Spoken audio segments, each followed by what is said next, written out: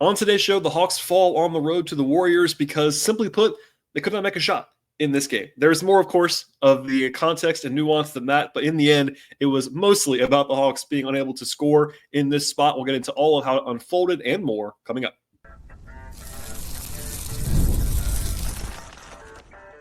You are Locked On Hawks, your daily Atlanta Hawks podcast, part of the Locked On Podcast Network. Your team every day. Hello, friends. Welcome to episode 1850 of the Locked On Hawks podcast. I am your host, Rowland, coming to you on a Wednesday evening, deep into the night here into Thursday morning. And today's podcast is brought to you by the folks at PrizePicks. Download the PrizePicks app right now today and use the promo code LOCKEDONNBA. Get $50 instantly when you play $5. PrizePicks, run your game.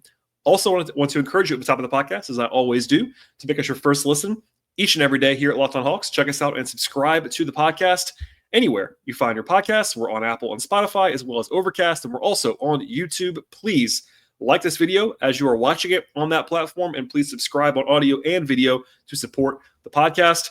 And today's show, we'll dive in to what became a 120-97 loss for Atlanta. It's kind of implied in there, but the Hawks were not able to score at a high level in this game, as we'll talk about quite a bit. They were underdogs in this game. In fact, this was the fourth most difficult game of the season so far for Atlanta.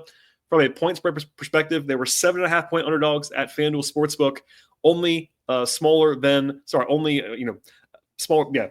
basically than the Boston games, the two of those, and the Oklahoma City game. So a tough challenge on paper for the Hawks in this game. And the way that I would frame it, broadly speaking, was a game that the Hawks were not supposed to win, quote unquote. But obviously they had a pretty disastrous start to this contest. They gave up a 25-2 run in the first half, and that put the Hawks behind the eight ball the entire night. And really, they shot the ball terribly from the beginning, in the middle, at the end. It never really recovered. And honestly, they only had one, I would say, stretch in this game, and we'll come back to it later on, in which they actually played terribly. And I usually make the distinction, if you're new to the podcast, between shooting poorly and playing poorly. They shot poorly the entire game. They only really played poorly at the very end of the first half, where they allowed a 10-0 run, and that kind of closed the door on most realistic outcomes for the Hawks to come back in this game. But look, let's just dive into it right now. They were admirable in the second half. Quinn Snyder did say post-game, and I agree with him, honestly, that they did play pretty well after halftime, but they could not score, and that was the problem in this game. And they punted essentially with about 4 minutes to go. They pulled the starters. For a long time in the second half, it was like, all right, are they going to pull it at any point? And they kept getting closer and closer and closer to where it didn't make sense to fully, lay down essentially and pull the troops off the floor, et cetera, et cetera. But with 4 minutes left, they finally did that. And until that point, they had an 85 offensive rating. So basically what that means is they scored 0.85 points per possession. That is absolutely terrible if you're unaware of the benchmarks there. Even 100 is very bad. So being below 100 is even worse. And the only competition this year, this was, of course, the 16th game of the season for the Hawks. The only game that was comparable to this offensively, as far as the results, was a game in Boston. At home against Boston the first time around, when they scored 93 points and had an 88 offensive rating. That game, they played worse than this game. Tonight, they just could not make a shot, and that was the problem. So to illustrate that, the Hawks finished the game with 39% shooting on twos. Not field goal percentage, 2-point percentage. So the league average there is over 50%. 39% on twos is really bad. They were also, from three-point range, cold in this game, 12 of 46 for 26%. And they also shot only 15 of 24 at the free throw line. So they were bad in every possible area as a shooting team, basically first percentile when it comes to shooting efficiency in this game.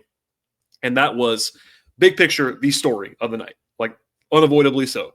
Even the shot quality, I thought, was pretty good at times. The process was generally fine or better. They got up 46 threes. That's actually a really good number for this Hawks team. Missed a lot of good looks.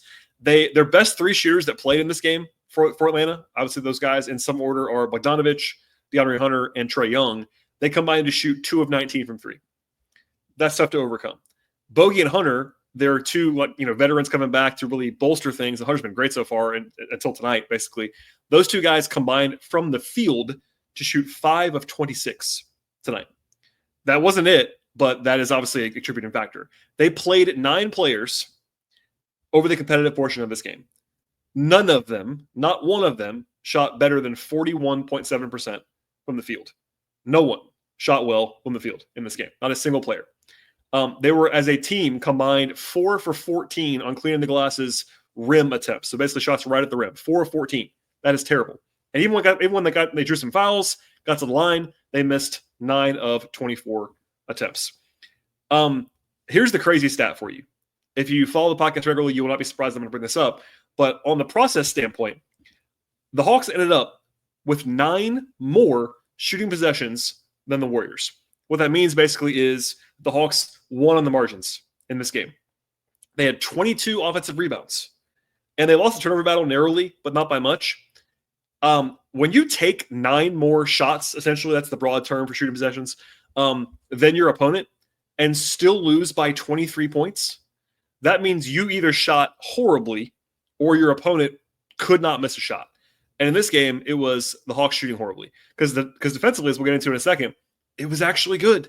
If you didn't watch this game, I know people wouldn't have probably seen the entire thing, or at least part of it, because it was a late game on the East Coast, and I know the listenership is a little bit different for these post-game shows on West Coast games, because not everybody can stay up late, and I totally understand that. So you might wake up and see 120-97, and you might have thought, oh, defensively, not very good, et cetera, et cetera. I am here to tell you, this is almost exclusively an offensive loss for the Hawks. In fact, they had a 105 defensive rating in the 44 minutes that I mentioned before, the 44 minutes that they actually played before garbage time. A 105 defensive rating. That is fantastic. Like, very, very, very good. Now, there's some noise in there, of course. They did allow 41 points in the first quarter of this game.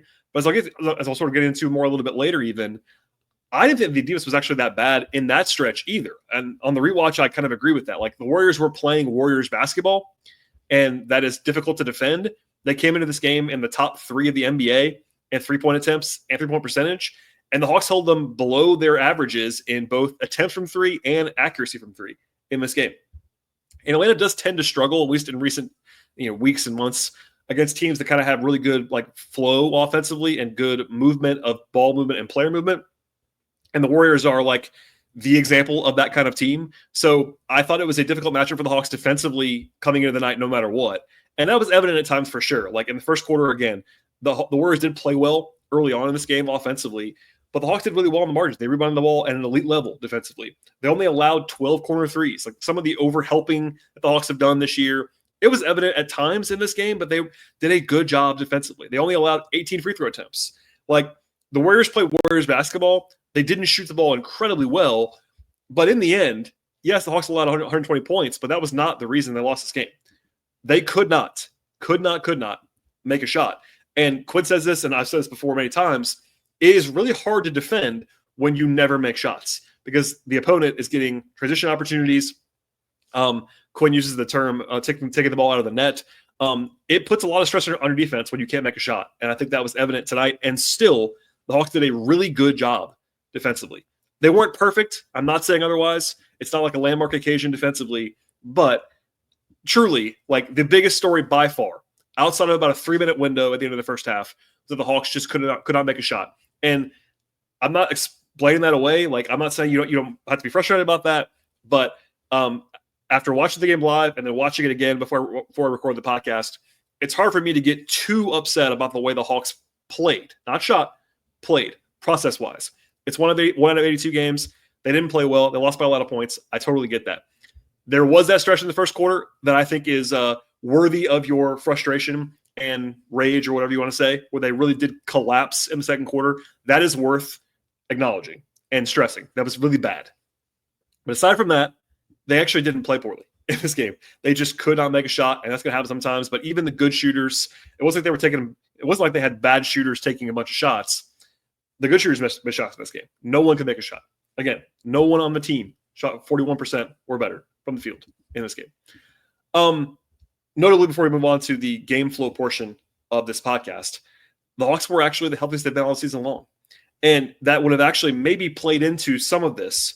And I don't want to overstate that either near to Quinn post-game, but the Hawks actually had some rotation decisions to make. We'll talk about in a second.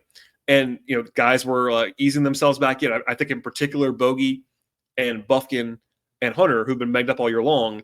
Hunter had been great until this, But those guys struggled in this game. The bench struggled in this game. Trae Young looks to be not particularly healthy and explosive right now.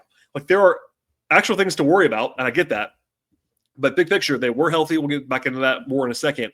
But overall, it's a loss. It's a lopsided loss. It's a game that the Hawks were not expected to win, and a forgettable night all told.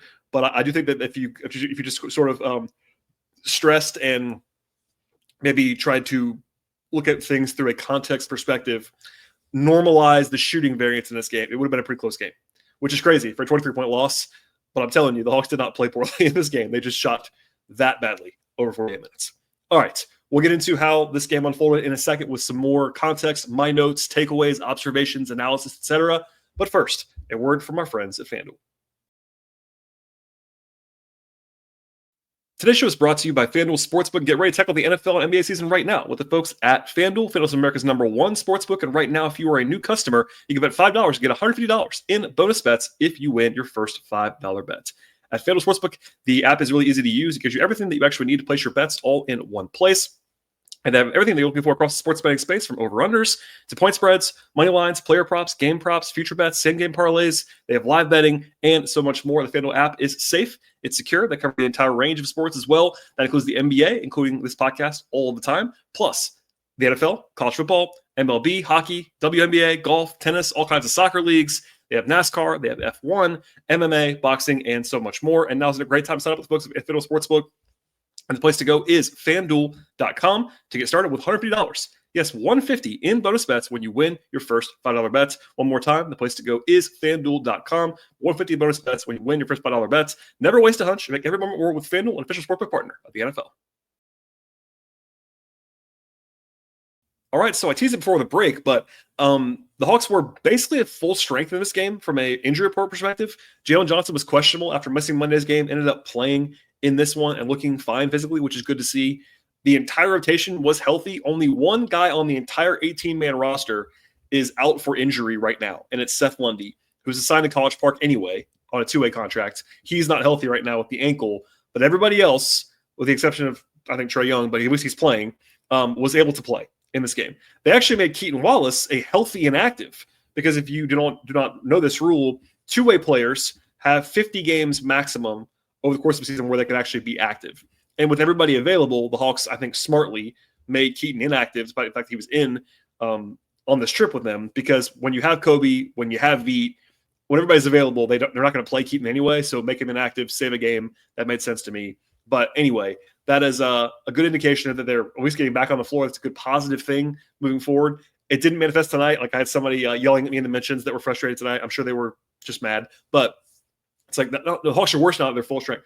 No, they're not. I mean, they were worse tonight. They didn't play well tonight. They didn't shoot well tonight. But big picture, you obviously want to have Bogey. You want to have Hunter. You want to have Jalen, all healthy and available. And we'll get into that. There's some decisions to make for the Hawks moving forward on who plays when, etc. It was pretty even for a while in the first quarter. I thought the offensive process throughout the game was good. They got 6 good looks from 3 in the first 5 minutes. I think they made one of them to start the game. That was appropriate, and as far as the game was going to go from there. It did allow some system buckets to the Warriors early on. They had 7 assists pretty quickly. I thought Dyson did a good job on Steph for the most part, but Golden State just plays differently than most teams do, and they had to kind of figure that out over the course of the game, which they actually did, to their credit, in this spot. But then the first big run, and really the only huge run, came in the first quarter. As soon as the bench kind of started to come into the game for the Hawks, actually, that wasn't necessarily why this happened, I don't think, but it did happen that way. A 25-2 run by the Warriors to go from the Hawks being actually up by 2 to down by 21. The Hawks, and this is the offense thing again, they scored 2 points on 14 possessions over about 6.5 minutes. 2 points, 14 possessions. They were 1 of 9 from the field, 0 of 2 at the line, and had 4 turnovers in that stretch. And that is essentially where the game was lost. Now, because from that point forward, the game was literally dead even. And really, the Hawks kind of won until the actual garbage time began. So that was essentially where the game ended, if you want to frame it that way. And again, the shot quality was decent in that stretch, but it got worse and worse as that run continued. I think Quinn said this postgame, I think I agree with him, is that when shots don't fall, you tend to want to fight against it, but it's just human nature sometimes to kind of let things get off the rails, which kind of happened at times in the first half. And also some long rebounds led to some runouts for Golden State. They also shot it really well at the beginning of the game. That led to the barrage from Golden State in that stretch. Rotationally, it was only 9 guys, as I said before. The starting 5 still with Ricochet starting, plus Hunter and Bogey, Okongwu, and Kobe Buffkin. Hunter and Bogey were a disaster to begin the game, and that probably didn't help things a ton. But they only played 9 in the competitive portion of the game, which was one of the questions that I had coming into the night. It was like, Quinn likes to play 9. And I talked about this a lot last year, if you're a listener for that long or more. But when Quinn came in, it was a point to him to play 9 guys. Not exclusively 9 guys, but for a time, feels like a long time ago now, but they had, when Quinn first was hired, it was Jalen Johnson and AJ Griffin as number 9 and number 10 in some order, and they kind of stopped playing AJ and went to Jalen as the 9th guy. That's a long time ago now, but it happened. But they went with 9 in this game, and that could go up to 10 or 11 at times. They do miss Garrison Matthews shooting because they need that spacing element. Maybe they use Larry Nance some more in certain matchups. Same with Vit Krejci, who I think is just like too good to not play, but also same with Larry Nance. Like, that's the thing about having depth. Somebody won't play. So we'll see. I think I've been saying this for a while. It's uncertain as to whether Vit will play every night. He didn't tonight. Garrison got his first DNP since the opener in this game. When everybody's healthy, guys get pushed out a little bit. And we'll see, Kobe played not that well in this game. That might happen more moving forward. That's a question mark spot on this roster at this stage. But for now, game 1 of being full strength, it was 9 guys in the rotation. They were down 19 at the end of the first quarter. They had 13 assists allowed, I should say, to the Warriors. And again, missed shots made life difficult defensively throughout. They were down 21, actually, in the second quarter. This is kind of an encapsulation of what transpired in this game. Bogey had a layup attempt that would have cut the margin to 13 in the second quarter. The next possession, Ricochet took a 3 that was open. It spun around the rim, I think, literally 3 times. Like, went down and out, etc. It didn't fall. The Warriors scored twice in a row, and it was back to 20. And it was like that kind of game. Nothing went in for the Hawks, and that was kind of it. Bogey tried to be aggressive. He was pressing, seemed to be rusty a little bit, out of rhythm. But defensively, the Hawks held the Warriors to 7 points in the first 6 minutes of the second quarter, but they only gained 2 points because they just could not get the ball to go in the basket. They had some bad misses, to be sure, as well. And to make things even uglier, the free throw shooting was terrible. It actually got better as the game went along, but they were 6 of 14 from the line to begin this game. I think they were 9 of their last 10 to get back to a reasonable level, but it was really, really grim early on from the free throw line. There were some missed calls as well. Like, the Hawks bench went crazy, I think, twice. When Ricochet got fouled, it was not called. And then when the refs missed a pretty clear basket interference call that should have been made, that was not a positive. They found a little bit of juice at the 4-minute mark of the second quarter. Trae broke the paint, I think, 3 times in a row, created some good offense, but that was kind of short-lived. And I teased this earlier, but the only time in this game where I think Hawks fans should be actually bothered with the way they played was the end of the first half. It was a 10-0 run by the Warriors in about 2.5 minutes. The Hawks didn't score on 8 possessions in a row, which is not out of the ordinary in this game, but they had 5 turnovers in 8 possessions. And again, up until then and then after that, I would have argued, and I still am arguing now, that the Hawks played much better than their numbers indicated, and they shot terribly. But they were legitimately awful at the end of the half. They were. And that is not acceptable. I'm sure Quinn reamed them. They were better in the third quarter. But they really did fall apart, like come unglued, let go of the rope, whichever way you want to put that at the end of the first half. And it did cost them potentially a way to get back in the game. We'll never know if they would have gotten back in the game, but they never were able to because they were suddenly down by 25. So, they were right there. It was 15 late in the first half. Obviously, you're the underdog, big time there. But 15 is different than 25. And 25 at the half. And here's a crazy stat too. They're down 25 at the half with a 113 defensive rating, which, for reference, is like league average defense. And you're down 25 at the half, which means your offense was that bad. They had a 71 offensive rating in the first half, and it was everything. Turnover issues in the first half and shooting issues the entire game led to all of that. After halftime, it was better. Now, they were briefly down 31 early in the third quarter, but ended up winning the third quarter decisively, and Quinn praised them for that. I agree with that. The pace is pretty high. They slowly cut the lead down. So it was a 10-1 run at the end of the third quarter. over like 3.5 minutes. It didn't feel like a huge run because it was not really the offense that was juicing it, but they got a ton of stops and they got back into the game to some degree. Buffing into 3, that was a big shot. They were 15 down going into the fourth quarter. And I tweeted early in the third quarter on both Blue Sky and Twitter that basically, like, if the Hawks don't cut this lead right now or pretty soon, they should pull the plug. And the entire third quarter, they were just doing just enough to keep the plug attached, basically. And in the fourth quarter, they were down by 13 with the ball a couple times in the fourth quarter. Like, that isn't that close, but they were in the game to some degree in the fourth, but they were still grinding every possession. Quinn challenged an out-of-bounds call. Like, they were just trying to get everything to go down. But then again, they go 1 of 8 from the floor and 0 of 4 from 3 to begin the fourth quarter. And defensively, they kept giving themselves chances to stay in the game. They just could not make shots. And I know I've said that like 10 times now. I'm sorry. It's the story of the game by a lot. And it was just kept repeating. Like, the whole second half was basically like, can the Hawks make a shot? No. There you go. It was an 18-point game with like 7 minutes to go, and the Warriors had a 103 offensive rating. Up 18. It's like crazy. Anyway, I'll stop there on the game flow part of this, but I think the actual final margin of 23 is a little misleading. The Hawks played better than that. They really did. Should they have won the game? I'm not going to go that far, but if you just took out the context and try to give yourself a reasonable projection of who would have won this game with normal shooting variance, it would have been a close game or closer game.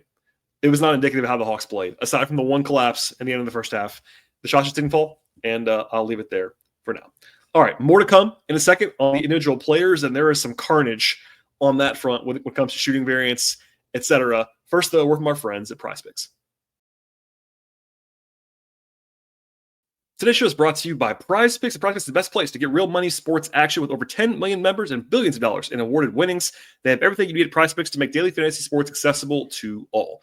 Just pick more or less and just at least 2 players for a shot to win up to 100 times your cash at PrizePicks. Run your game all season long with the folks at PrizePicks. PrizePicks is the best way to win real money during the basketball season. Which players are going to go off? Which ones are not? Make your picks in less than 60 seconds and turn your sports opinions into real money all season long at PrizePicks. Sign up right now today and $50 instantly when you play $5. You don't even actually have to win that first entry. Just to win that receive the $50 bonus, it is guaranteed when you play $5. PrizePicks puts their members first, so all withdrawals are fast, safe, and secure. And when your picks hit, you can get the money back as fast as 15 minutes.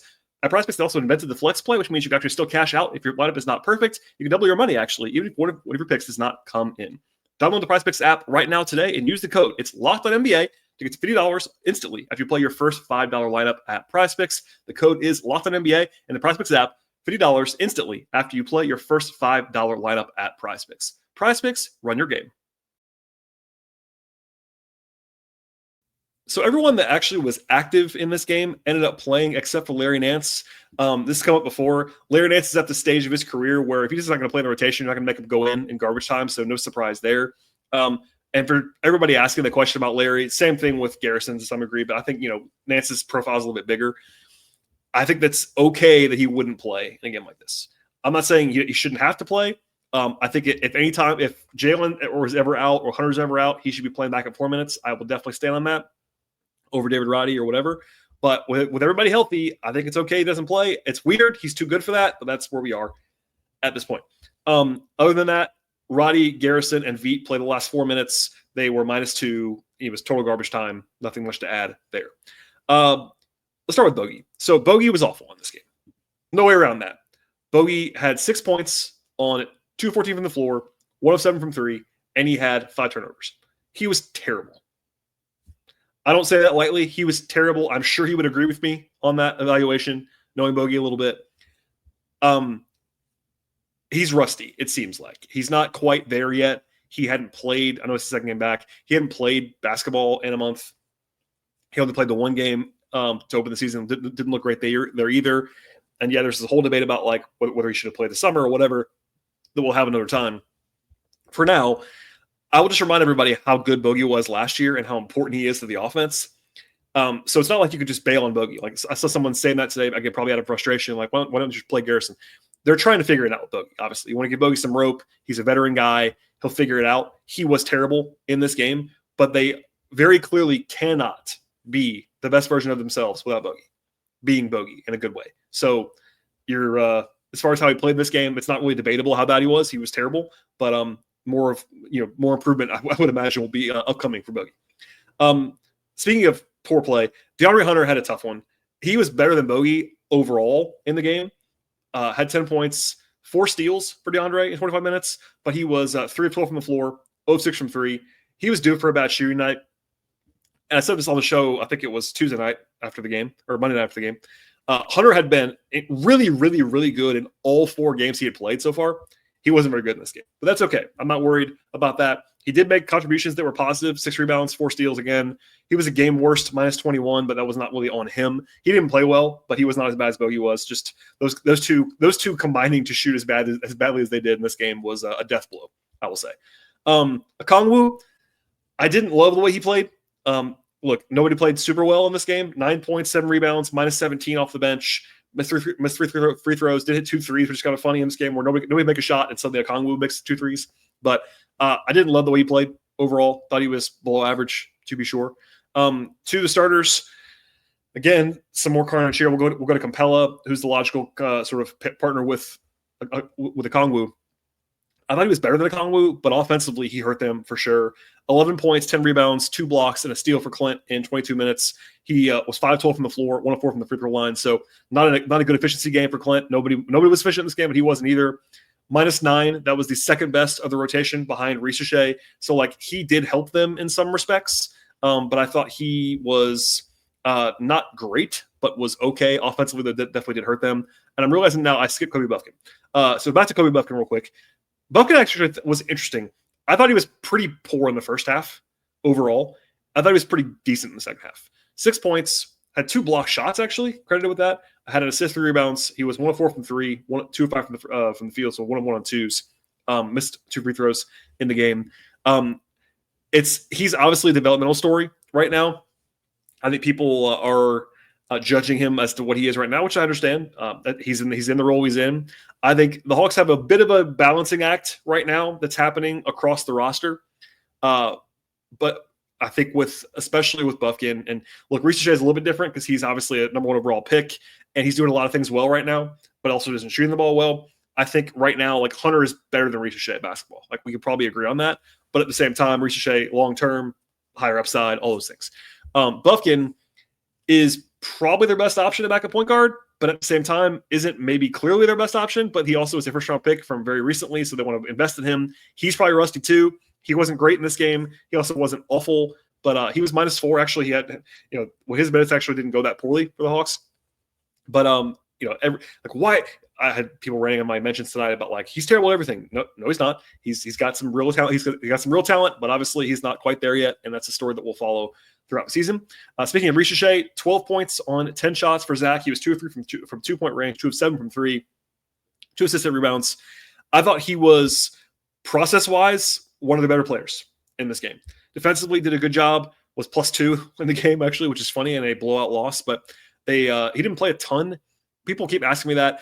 I think, in fact, I'm strongly believe the Hawks are trying to limit his minutes a little bit, not necessarily a minutes restriction, but because they know it's a long season. He's a skinnier guy. They don't want to get him banged up. He played a lot of games last year in Europe. I understand people are not going to love that, but I think they're trying to manage him a little bit right now, which explains some of that. Plus, there's just a lot of bodies, but they are starting him. He's playing plenty of minutes. I'm not worried about his development at all, but I thought he did a pretty good job in this game, despite the fact he didn't shoot all that well at 2 of 7 from 3. Dyson Daniels, I thought he was pretty fine. He wasn't awesome in this game. 11 points, 6 rebounds, 3 assists, no steals, but did a pretty good job on Steph for the most part. 11 points on 12 shots. Not super efficient, but I thought he was just okay. He wasn't dynamic in this one in the way that he sometimes is. Jalen was probably their best player. 15 points, 14 rebounds for Jalen, 4 assists, 2 steals. Only 3 of 11 on 2s, but 3 of 5 from 3. So kind of a weird night from Jalen. He went cold in the second half from 2-point range, actually, but did some good things overall. And then Trae, 12 points, 11 assists, 2 steals in 30 minutes. He was 3 of 6 on 2s, but only 1 of 6 from 3, minus 19. People were asking questions about this. I don't know if they're listeners of the podcast or not. I've said this a couple times now. I'll say it again. I don't think Trae is healthy. Part of that is because he kind of said he wasn't. He wasn't definitive on this, but when he came back, if you missed this last week, he missed the game in Boston. he came back at home against Washington. He was asked post-game by Lauren Williams of the AJC, and I was there, and I shared the recording on my Patreon. But basically, he referenced the Achilles as a lingering issue and something he was going to have to play through. So he's not been on the injury report since then, so people are not paying attention to this. I haven't talked to Trae since then. What I will say is I've watched him. He does not look explosive at all. And I think I've watched Trae his entire career. I can kind of tell when he's right and when he's not physically, for the most part. He's not playing with any force offensively. He's so good that he can still play and do good things without that. He still had 11 assists in this game, etc. But I think he's not – I'm pretty confident he's not healthy right now. Will that change? We'll see. He's got to shoot better than this, obviously. There's always the debate about Trae's field goal percentage versus his actual efficiency, which I will have another time. But basically, I would always stress to people about any guard, not just Trae, any guard in particular, don't look at field goal percentage. You have to look at true shooting, overall efficiency, because they take threes, he gets to the line, etc. But actually, one thing he's not doing right now is getting to the line a lot, which kind of, again, tells you that generally speaking, when he's not healthy, he doesn't get to the line as much. Keep that in mind. Anyway, he wasn't great. No one was. Even the guys who I said played better than others, like Jalen or Richeche or Capella to some degree, they weren't good. They were just better than everybody else in this game. But again, I don't think that the process was terrible. I really don't. And I'm sure I'm a broken record on that. It's hard for some to separate the results from the process. That's kind of why I do things the way that I do them, is try to give you – it's 82 games. Like, you can't just – at least I would encourage people not to go too high or too low the entire season. But it's a loss. It was a game that the Hawks were projected to lose, so it's like there are degrees to that. But I don't think that the margin was indicative of how poorly the Hawks played. It's just that they really didn't make shots. And it would not shock me if that was the worst shooting game the Hawks had this season. They might have worse games. I'm not saying they won't have any worse games than that, but it would not surprise me if they finished tonight with their worst shootings of the season. Because just for reference, one more time here, the game I referenced earlier about Boston where they lost by like 30 points to the Celtics, they had a 48.4% true shooting in that game. Tonight, they had a 42% true shooting. That is terrible. I believe that's, I'm looking at this now, that is the 6th worst shooting game in the NBA this season by true shooting. Was tonight's Hawks game. So yeah, that tells you how bad it was. It was one of the worst offensive rating games of the season in the NBA, bottom 10. So, there's been hundreds of games played so far across these first several weeks of the season, and the Hawks had a bottom 10 game of the season in offensive rating and shooting efficiency because they just couldn't make shots. And that is the story of the night. I'll leave you with that. All right, from here, the Hawks play again on Friday on the road in Chicago. That's an NBA Cup game. It's actually a very big one through that prism, if you care about that. And I think it's very interesting. And honestly, I think it's a pretty fun event to cover and watch. The Hawks currently are 2-0 in the NBA Cup. So if they win on Friday, they're in the driver's seat. Doesn't mean they're going to get there, but they're in the driver's seat. We'll have more on that probably tomorrow on the show. I'm planning to do an episode between now and the game on Friday. But that's one to circle for sure on the NBA Cup front. And the game, the Hawks, I'm not sure they're going to be huge favorites or anything, but that's a winnable game against a team in Chicago that they lost to earlier this season. So circle that one. And the Celtics, the Bulls lost tonight to the Bucks. So neutral rest situation, et cetera, et cetera. Long trip from San Francisco to Chicago, but a winnable game for sure on Friday. All right, that's all I have on today's podcast. Please subscribe to this show anywhere you find your podcasts, on audio platforms like Apple, Spotify, Overcast. Subscribe, auto-download, rate, review, tell your friends, etc. Also on YouTube, please like the video as you're watching it. Subscribe, hit the little bell to be notified when we go have the show be premiered, etc., etc. And please follow the show on Twitter/X at Locked On Hawks. Follow me there at BT Rowland. I'm also on Blue Sky at BT Rowland. And if you want to follow my non-podcast content around the Hawks and the Braves occasionally, you can find that at patreon.com/BT Rowland. Thanks for listening, everybody. I definitely appreciate it. Enjoy your Thursday. We'll see you in between, hopefully, on Thursday evening between this game and the next one on Friday. And stay tuned for that. We'll see you all next time.